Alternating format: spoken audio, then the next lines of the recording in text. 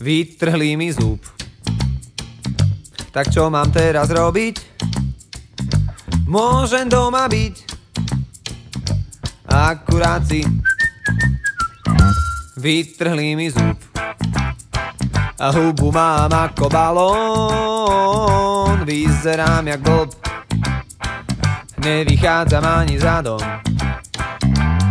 Posledné slova, čo si pamätám, vážený pacient, radím vám, žerte len kašovité jedlá. Ostatné vám budem musieť zakázať, kašovité jedlá. O týždeň príďte sa mi ukázať. Vytrhli mi zub, tak žerem len polievky. Třeba v knihovně. Jemná jarní rajčatová, na obchod stanové plienky. A bude mať zdravý chrup, ibuprofenu dávam kila.